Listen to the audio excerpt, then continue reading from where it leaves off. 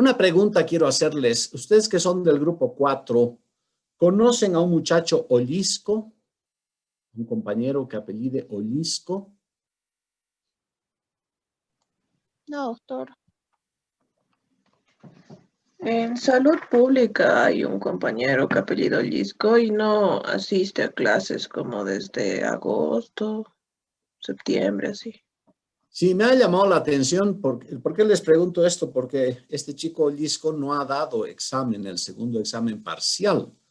Y en el primer examen parcial tiene una muy buena nota, tiene 32. Entonces no es normal que una persona, un chico que tenga 32 en su primer parcial no se presente al segundo, ¿no? Y tampoco ha reclamado, tampoco ha dicho nada. Entonces, no sé, algo ha pasado con él. A ver si se informan o saben algo, me avisan, muchachos. Bueno, no vamos a tardar más. Quiero empezar esta clase. Ya es la penúltima que vamos a tener de repasos. Hoy vamos a repasar las generalidades de las tumoraciones faciales. Y la siguiente semana, que va a ser la última clase de repasos, vamos a concluir con lo que es este repaso de tumoraciones faciales en cuanto a las generalidades se refiere. Posteriormente, el 20 ya viene el receso, ya esa semana previa al 20 los voy a dejar tranquilos y libres porque seguramente todavía tienen exámenes y muchos se irán también a su casa y creo que ya estamos prácticamente, hemos concluido oficialmente el avance del programa, de tal modo que no nos queda ya mucho por hacer. Entonces les voy a compartir la pantalla para que vean ustedes lo que hoy tenemos que ver, tenemos que avanzar. Y se refiere a las tumoraciones faciales. Y tenemos que hablar de las generalidades de estas tumoraciones faciales. Es decir, aquí lo que tenemos que hacer es dividir en cuanto a tumoración facial se refiere a aquellas que se presentan en estructuras de la cara, como por ejemplo la lengua, los labios, los párpados, las mucosas, ¿no es verdad? Y diferenciarlas de las tumoraciones cutáneas faciales que entran en otro capítulo que también es amplio. Sin embargo, nos tenemos que referir hoy a las generalidades que hacen a estas tumoraciones faciales, sean unas o sean las otras. De tal modo que empecemos con este repaso resumido lo más que he podido para que puedan ustedes acceder a lo más importante de esta información que quiero darles brevemente porque tampoco vamos a hacer una clase completa. ¿Cómo podemos nosotros definir lo que es un tumor? Ustedes seguramente ya conocen estas definiciones desde sus estudios de la cátedra de patología, ¿no es verdad? Entonces se define un tumor como una lesión patológica no inflamatoria. Eso es bien importante. Es decir, no hay un proceso de inflamación cuando hablamos de un tumor. El tumor es una lesión patológica del tipo no inflamatorio, constituida por tejido de neoformación. Eso implica y significa que ese tejido se ha formado tardíamente, no ha nacido con nosotros. Y esa lesión, ese tejido neoformado, persiste en el tiempo y crece absolutamente independientemente de todas las estructuras vecinas que pueden rodearla. Pero además no desempeña ninguna función fisiológica ni anatómica. Vale decir, es una estructura no inflamatoria constituida por un tejido que recién se ha formado, que va desarrollándose y creciendo independientemente de todas las estructuras que la rodean y que no cumple ningún papel, ningún rol fisiológico ni anatómico en nuestro organismo. Así se puede definir lo que es una tumoración. Ahora bien, ¿qué es lo que creo yo que a ustedes como médicos generales que van a hacer algún día debe servirles para el manejo de una de estas patologías que se presenta en la región facial? Es decir, la clínica de la patología tumoral facial. ¿Cómo debemos enfrentar y encarar a esta patología? Ya en la cátedra de semiología, su docente les ha debido explicar que es fundamental realizar una historia clínica del paciente, pero una historia clínica que esté dirigida hacia la patología en cuestión, ¿no es verdad? A ustedes en esa materia de semiología les han dado las bases de una amplia historia clínica y cómo se la desarrolla. Ahora, aprendamos a dirigir esa información hacia lo que nos interesa de la patología en cuestión. Entonces, después de haber realizado todo lo referente a la filiación del paciente, ya debemos empezar en la clínica inherente a la lesión por la cual se nos consulta. Y una pregunta clave, muchachos, cuando hablamos de patología tumoral facial, ha de ser indagar por la edad del tumor. ¿Qué quiero significar cuando digo edad del tumor? Eso se refiere a que desde cuándo el paciente ha notado la presencia de esa lesión tumoral por la cual nos consulta. Entonces la respuesta puede ser muy variada. Te puede hablar y decir, doctor, hace 25 años que lo tengo. Y ha ido creciendo un poquito. Te puede decir, doctor, ha aparecido hace 3 semanas y mira, ha duplicado su tamaño desde cuando apareció. Entonces es fundamental conocer, y aquí viene esto que es bien importante que les digo, y entiéndame lo que significa. ¿Desde cuándo el paciente se ha percatado, se ha dado cuenta de que tiene esa lesión? Porque naturalmente es muy probable y casi seguro que esa lesión esté presente desde mucho antes de que el paciente se dé cuenta de que la tiene. Entonces esa edad del tumor se ha de incrementar en el tiempo, ¿no es verdad? Posteriormente debemos valorar esa lesión en cuanto a su consistencia, por ejemplo, se refiere.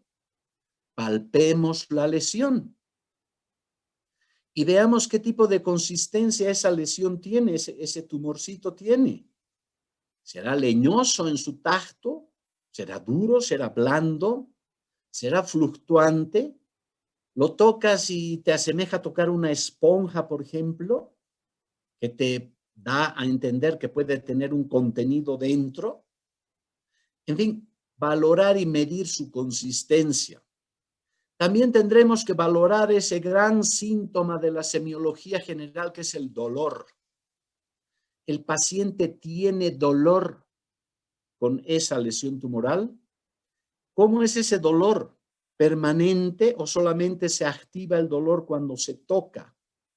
Cuando tú presionas al tumor o cuando el paciente gesticula, deglute o mastica. ¿Es un dolor provocado o es un dolor permanente? ¿Cómo es ese dolor? Ustedes conocen la variabilidad de los dolores, pungitivo, urente, constrictivo, pulsátil, ¿no es verdad? Entonces, que nos exprese el paciente y nos defina la calidad de su dolor. Valoremos también la movilidad del tumor, y la movilidad del tumor hay que valorar desde 2 puntos de vista, y atiéndame bien esto. En la región de la cara, tomemos el tumor entre los dedos de la mano y movilicemos al tumor en relación a los planos profundos de la cara. ¿Se mueve o no se mueve? ¿Hay o no hay una movilidad profunda? Y finalmente midamos su movilidad superficial. Eso significa si la piel que lo recubre al tumor desliza sobre el tumor o no. Entonces vean ustedes que hay 2 tipos de movilidad que el tumor facial ha de presentar. Movilidad profunda y superficial. Finalmente veamos el aspecto del tumor. ¿Cómo lo ves? ¿Esa piel que recubre al tumor es una piel normal o es una piel que asemeja ser alterada? Una piel, por ejemplo, resquebrajada, herida. Una piel desepitelizada, alterada en su aspecto. ¿Qué aspecto tiene esa masa tumoral? ¿Ese tumor nos está alterando el funcionalismo de la cara?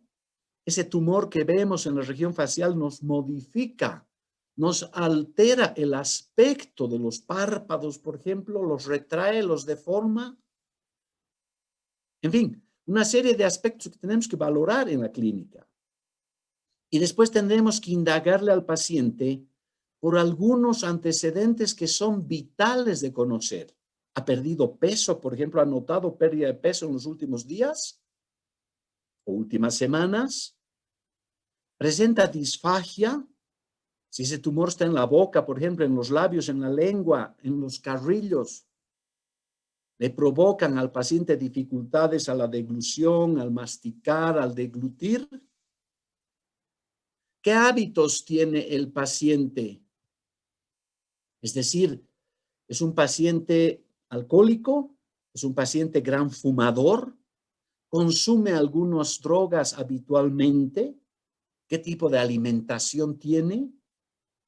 Y sobre todo en la región facial, chicos, hay que preguntar por el tabaquismo. Está absolutamente demostrado que la nicotina, el alquitrán del papel de fumar son cancerogénicos. Es decir, activan la displasia, la metaplasia celular. Lo mismo el alcohol. Entonces, pacientes que consumen grandes cantidades de tabaco al día o que son alcohólicos consuetudinarios, probablemente tengan un origen esas lesiones tumorales. Y finalmente, veamos sus antecedentes patológicos. Muchas veces, muchachos, los tumores faciales son secundarios y llegan a la región de la cara por metástasis que vienen desde otras regiones de tu cuerpo. Vía sanguínea, vía linfática. Entonces, si el paciente te dice, sí, doctor, me están tratando de un cáncer de próstata, por ejemplo. Entonces, es muy posible que ese tumor que ves en el maxilar, suponte, se deba a una metástasis. Entonces, toda esta clínica que les estoy refiriendo es fundamental para poder conocer en detalle la patología que enfrentas. Y al final, con esta clínica, tú vas a tener como médico general que decidir si refieres a tu paciente a un hospital de tercer nivel, a un especialista, o sencillamente haces tú el manejo y el tratamiento de la lesión. Pero hay algo también bien importante que ver en el diagnóstico clínico. ¿Cómo es el funcionalismo del tumor? De la cara, perdón. Ese paciente puede gesticular, puede hablar, puede deglutir, puede masticar. ¿Hay incidencia de la presencia tumoral en ese funcionalismo de la cara? ¿No es verdad? Valoremos los ganglios. Conocemos nosotros que la región facial está plagada de cadenas ganglionares, tanto cervicales como preauriculares, retroauriculares. ¿Qué calidad tienen esos ganglios? En fin, una serie de aspectos que son inherentes para poder tener un diagnóstico preciso. Pero también hay algo bien importante, muchachos. Tenemos que saber distinguir clínicamente, a eso me refiero ahora, clínicamente hablando, una lesión tumoral benigna de una lesión tumoral maligna, que han de tener algunas características fundamentales en su diferenciación. Por ejemplo, el crecimiento de un tumor benigno es lento. Ha de ser ese paciente que en relación a la edad del tumor por la que preguntaste, te dirá, la tengo hace 20 años esta lesión, doctor. En cambio, un tumor presumiblemente maligno ha de tener un crecimiento muy rápido. Te dirá, doctor, ha aparecido hace 2 meses y en semanas ha triplicado su tamaño. ¿Cómo es su crecimiento? En los benignos es expansivo, es decir, crece encapsuladamente. Tiene una cápsula ese tumor que lo rodea. Por tanto, crece dentro de su cápsula. ¿No es verdad? Por tanto, también al tener cápsula, ha de tener 2 características también, bordes bien definidos. Tú puedes decir, aquí comienza el tumor y aquí termina, porque su cápsula lo delimita. Y eso ha de hacer que el tumor sea móvil superficialmente y profundamente, porque su crecimiento no es infiltrativo, no es invasor. Entonces su movilidad es positiva. En cambio, todo lo contrario en los tumores malignos. Su crecimiento es infiltrativo, invadiendo tejidos de la vecindad, porque no tiene cápsula. No hay que lo limite. Es muy difícil poder, ¿no es verdad?, definir sus bordes. Son bordes irregulares, indefinibles. Es inmóvil y fijo porque está enraizado, está invadiendo tejidos vecinos, por tanto no lo puedes mover. ¿No es verdad? Tampoco ha de ser un tumor que no vaya a recidivar. Generalmente, si lo ha sacado, generalmente vuelve a salir. En cambio, en los benignos no recidiva. Los tumores benignos no pueden, no dan metástasis. En cambio, los malignos sí te dan metástasis. La alteración cutánea en los benignos es rara. No hay úlceras que se presenten en la piel que los recubre. En cambio, es frecuente esa lesión cutánea en los tumores malignos. Entonces, ven ustedes, estos son detalles importantes en la clínica que te han de llevar a presumir su benignidad o su malignidad. Y digo, es clínico esto. Es una diferenciación clínica. Por tanto, no es definitiva, hay excepciones. Entonces, ¿qué tenemos que hacer para definir esto, si es bueno o es malo? Valorar su celularidad. Y la valoración de la celularidad te la da el histopatólogo, el anatomopatólogo. Es un estudio histopatológico el que debes hacer, donde se definirá que un tumor benigno ha de tener una celularidad bien diferenciada. Han de decir, por ejemplo, en su informe, células musculares todas, tejido muscular. O te dirán, todas son lo mismo. Entonces, esa celularidad del tumor benigno es diferenciada y es uniforme. Lo contrario en el maligno. Hay distintos tipos de célula. Su polimorfismo celular los caracteriza. Entonces, eso es lo que ha de definir al final de cuentas si ese tumor que ves es benigno o maligno. Y para hacer esa diferenciación de celularidad tienes que hacer una biopsia. ¿Y una biopsia en qué consiste? En la extracción quirúrgica de todo el tejido tumoral o de parte de él para poderlo estudiar al microscopio con fines de diagnóstico, para valorar esa celularidad que les acabo de mencionar. De tal manera, entonces, que ha de ser este estudio el único que va a poder definirte categóricamente si tu lesión es benigna o maligna. La clínica tiene una orientación que darte, pero no una definición para darte. De tal suerte que tú clínicamente puedes sospechar de la benignidad o malignidad, pero necesario ha de ser que hagas este estudio para poder ratificar tu clínica o modificarla. Muy bien, hay algo que es importante, muchachos, que conozcan. Esa biopsia, ese estudio histopatológico para tumores faciales implica 5 posibilidades biópsicas. En la región de la cara y en sus tumoraciones faciales, la biopsia escisional es probablemente la más frecuente de todas y consiste en retirar toda la lesión mediante una escisión, por eso se llama escisional. Retiras quirúrgicamente todo el tumor y el tumor en su integridad lo envías al patólogo para que lo estudie. Pero sin embargo existen también 4 otras posibilidades. La biopsia incisional, que consiste en tomar una muestra, un trocito de la superficie del tumor mediante una incisión. Es decir, retiras un trozo tumoral de su superficie. También tienes la opción de una biopsia por punch. El punch es un instrumento quirúrgico que asemeja un bolígrafo con los bordes cortantes, que lo aplicas sobre la superficie tumoral, ejerces presión en forma circular y lo introduces al interior del tumor y tomas una muestra de su profundidad. Esa es la diferencia. La incisional es una muestra de la superficie, el punch te toma una muestra profunda de la masa tumoral. También en las mucosas, porque estamos hablando de la región facial, mucosas tenemos en la mucosa conjuntival, en la boca, la mucosa gingival, por ejemplo, hay la posibilidad de hacer una biopsia por frotis o por raspado.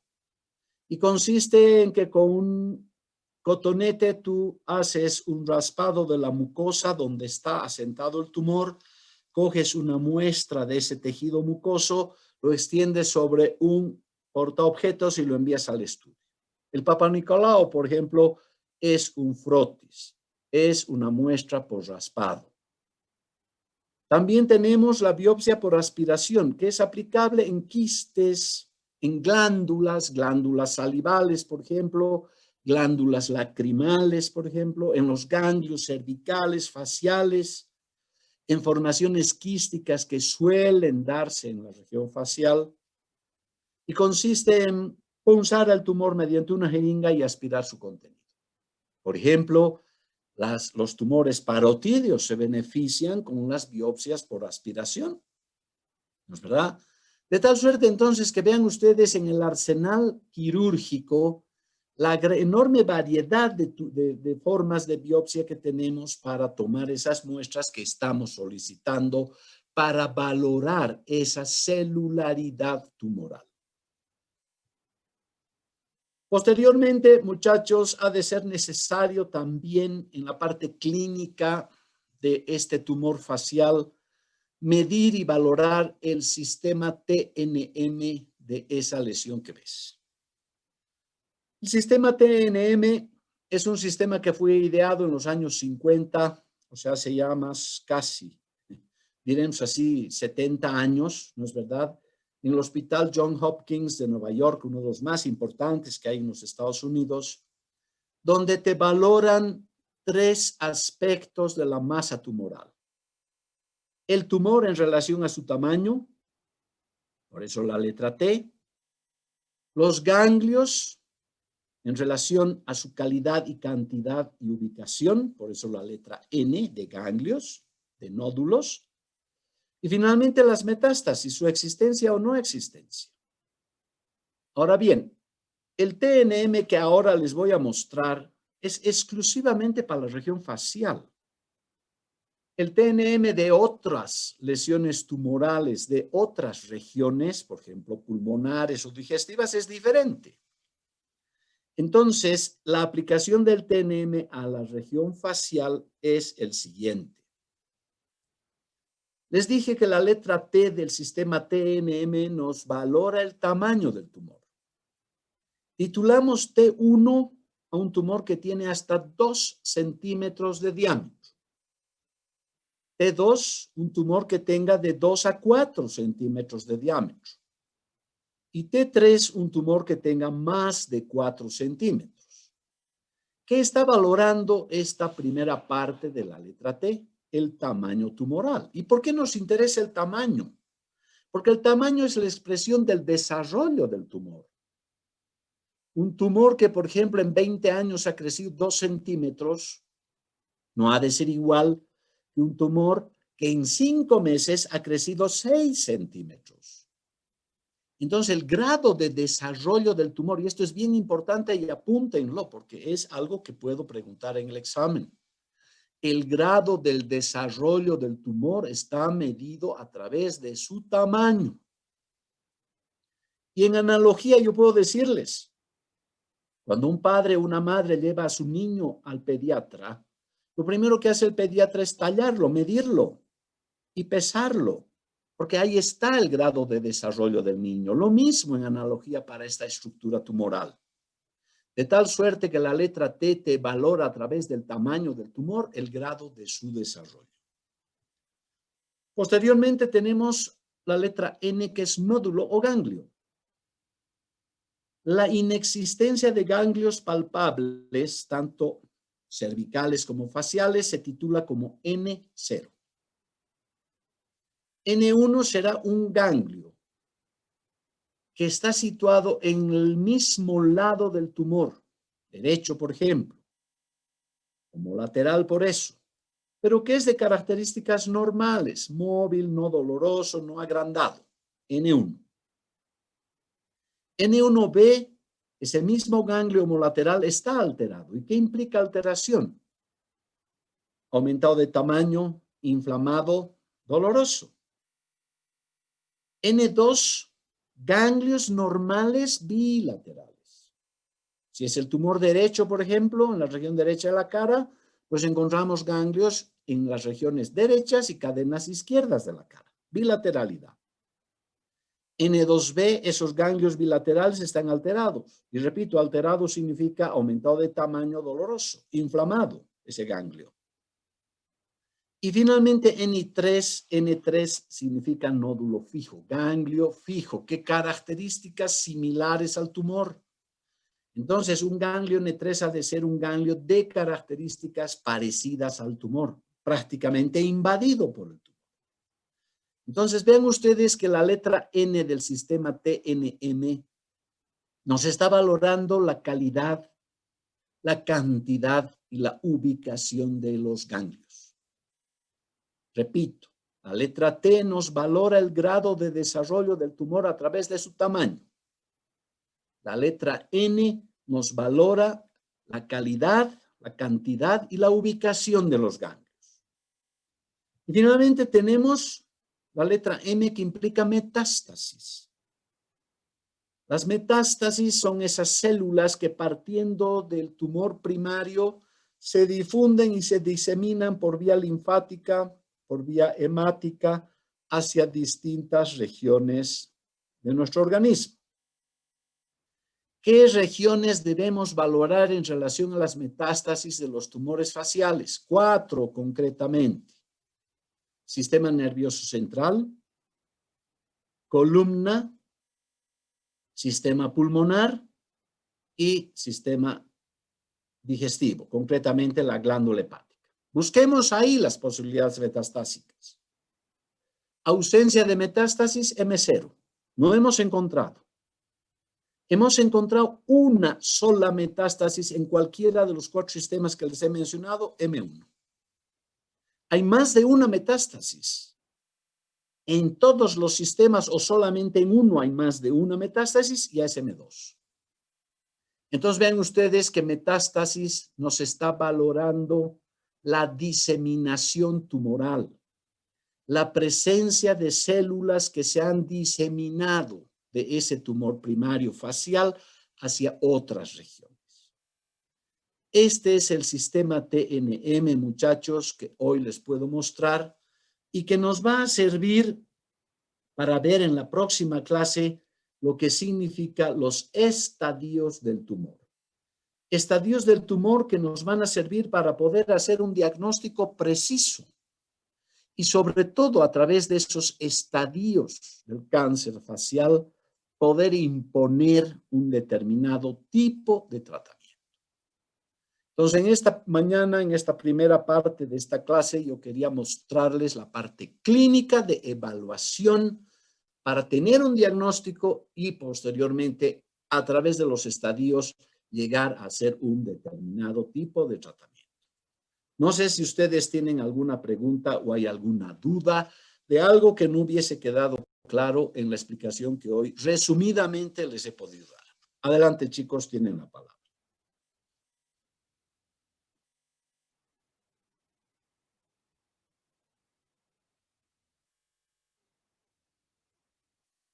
A ver, la letra T del sistema TNM en el cáncer facial, la letra T, evalúa el grado de desarrollo del tumor a través de su tamaño.